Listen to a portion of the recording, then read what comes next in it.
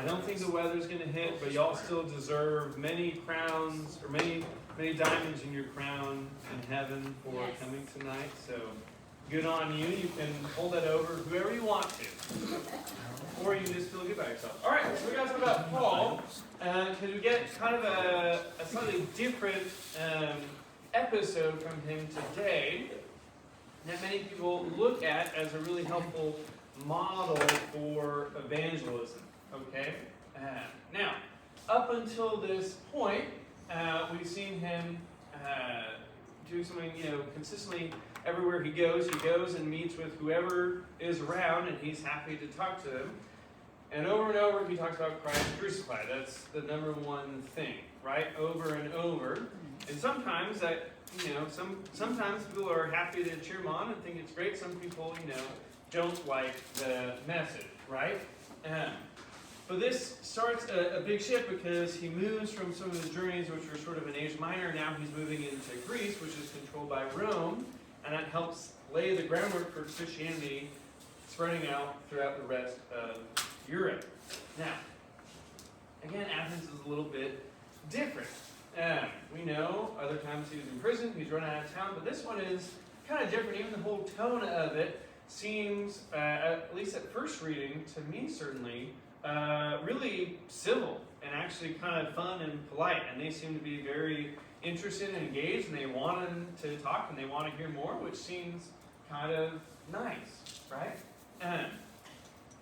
Now, he goes into the agora, right? And the story describes right away that he's sort of revolted and like really horrified and upset by seeing all of the idol worship, right? And one of the first takeaways for us reading it today is a stark sort of reminder that we also shouldn't be pleased when people are worshiping other things other than the one true God.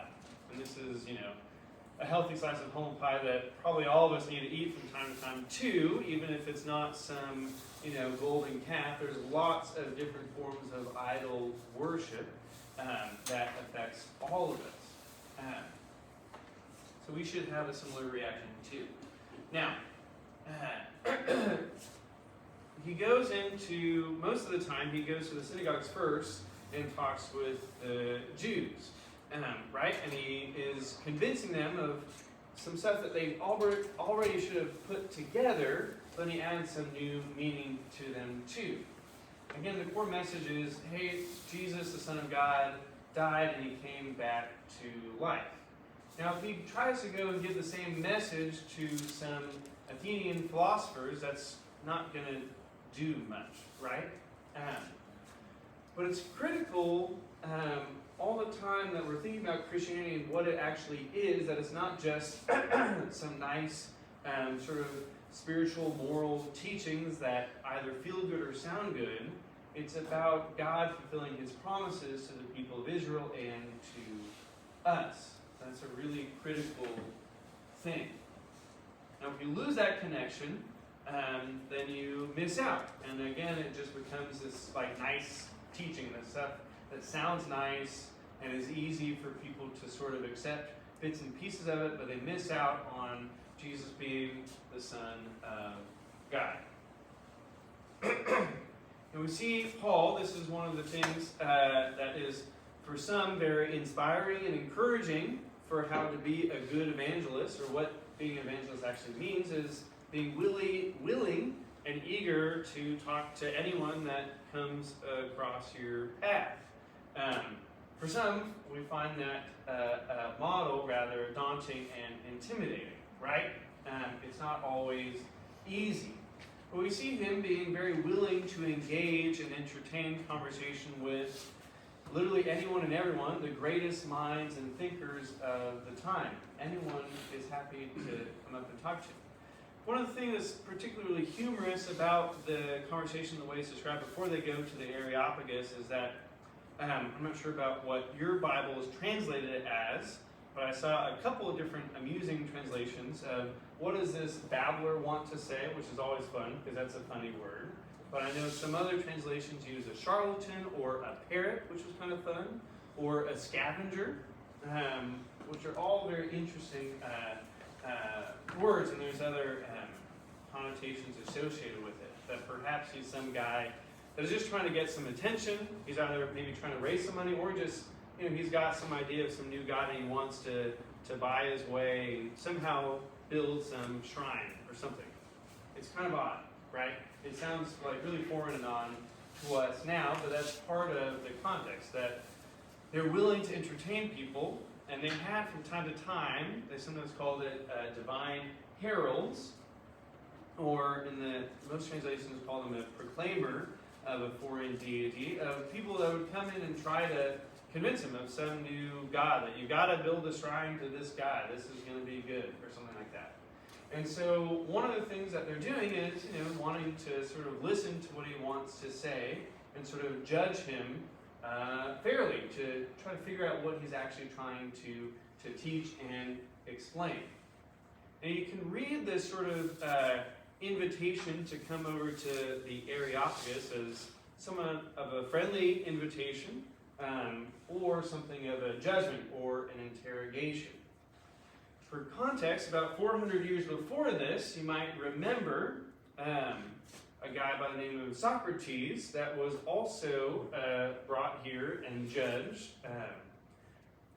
Kind of a different situation, but we know his faith was not the most desirable. And his accusation was that he was not sort of conforming, he didn't believe in their gods, and that he was corrupting the youth.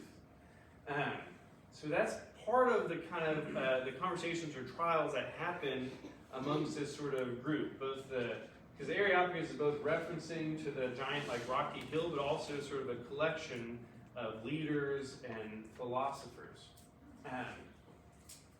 Some translations suggest this wasn't just sort of a friendly invitation to chat, but more of like, hey, you're coming with us, and depending on what you say, we'll see what happens.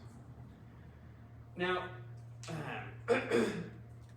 there's a couple of things to unpack on his sort of his actual address that begins in verse 22, sometimes called the Areopagus address. Before we get to that, I want to mention this idea from St. Justin Martyr, who's a 2nd century Christian apologist, one of the first great Christian apologists, who sort of applies and synthesizes a lot of Greek philosophy into Christianity.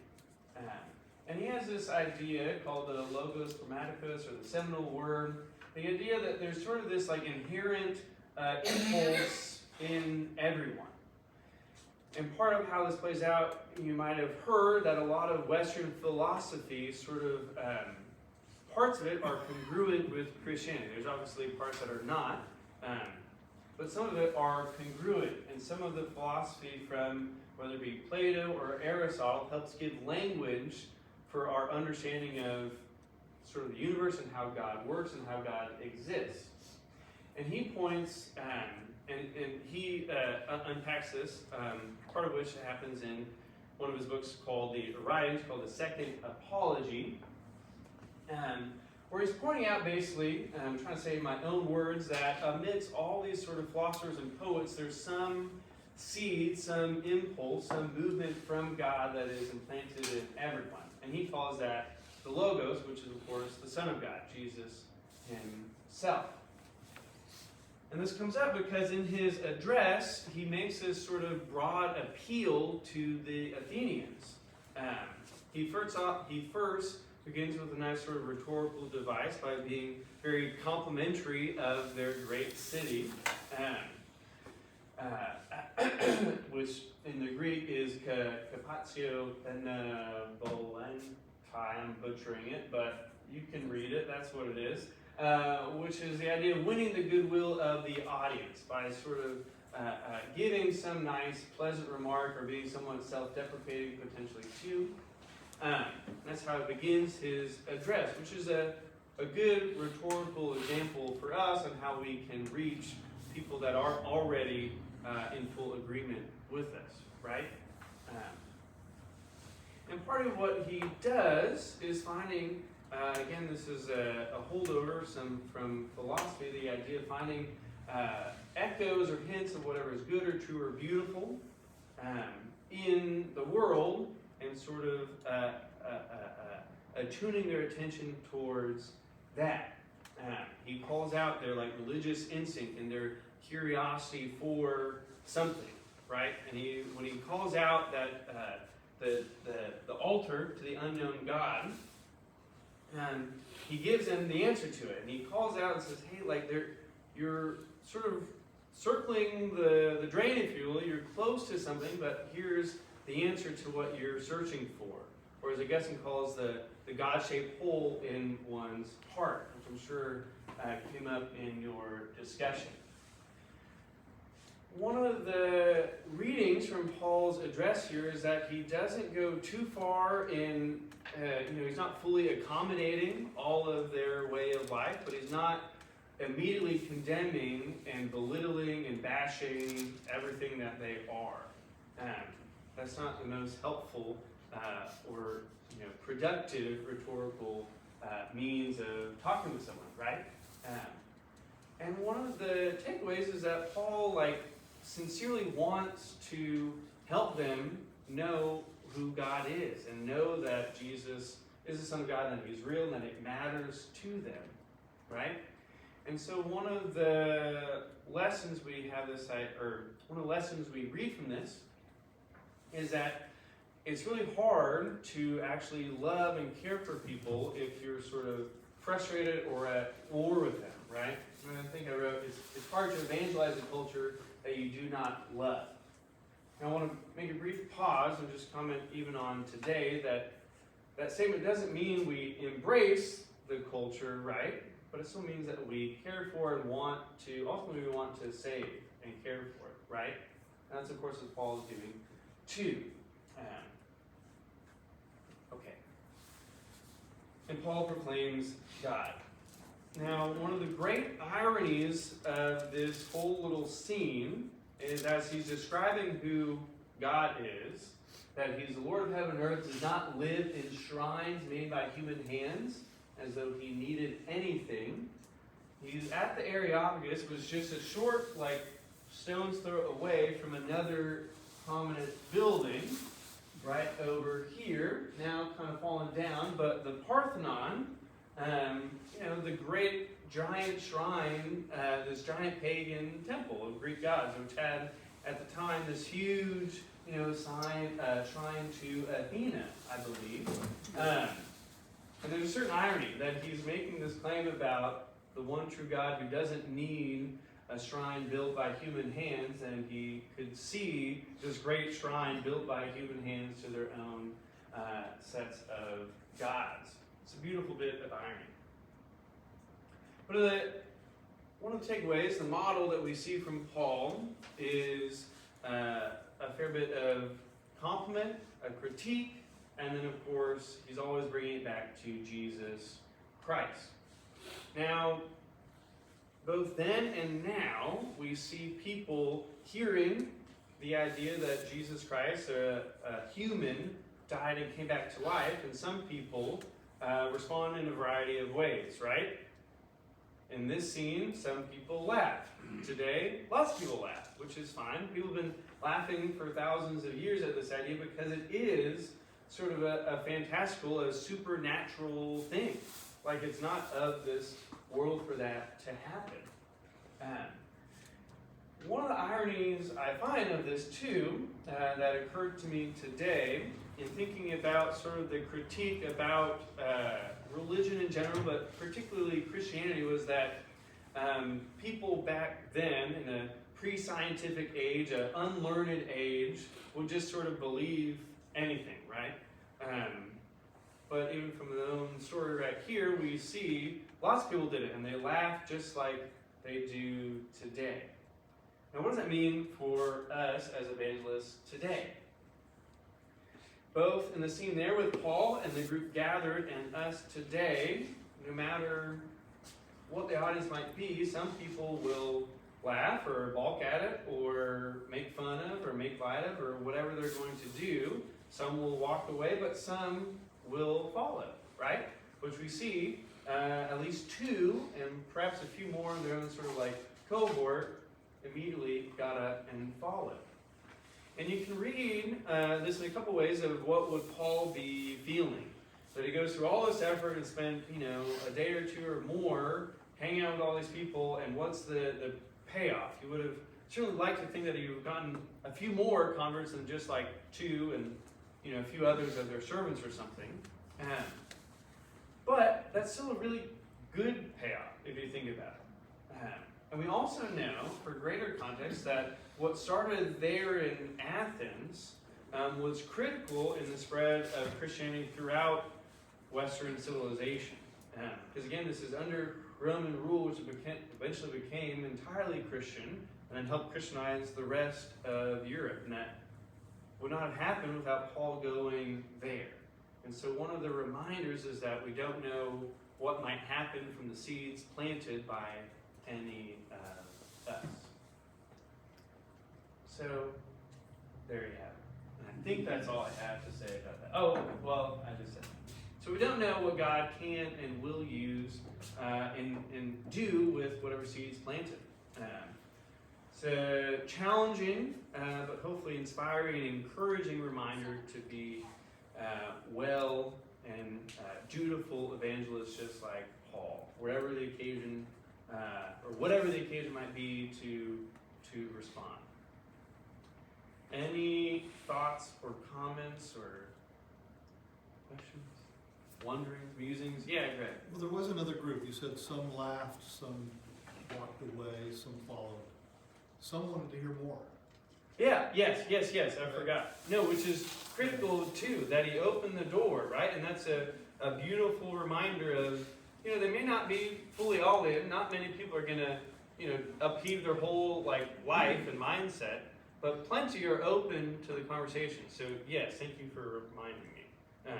Because that's a critical part of discipleship too. Yeah. Right, it's all a process. Or the idea of, you might have heard this analogy that even if you don't get someone sort of like fully converted, fully over to the finish line, so to speak, you don't know. Imagine if their life is like a bridge that has empty rungs and you don't know what plank on the bridge you helped lay. It might have been at the beginning of the bridge or halfway or towards the end, but you know that you helped in some way too. Great thought. Thanks, Greg. Anyone else? All right. Yes. He talks about that we don't need to build temples, but the early Jewish temple was basically one that admittedly to the true God, but still God was assumed at that time to live in the temple until such time as it was destroyed. Yep. And I think maybe after it was rebuilt, they said, well, God's moved on. He's not living with us anymore. Yeah. But, the idea of building temples was part of Judaism at one time. Sure, it was. Well, they were building in a place that was fitting for God to reside in. But you're right that He doesn't need it, and that whatever we try to do, may not be right, or may not be the thing that we're supposed to do. If you remember, also from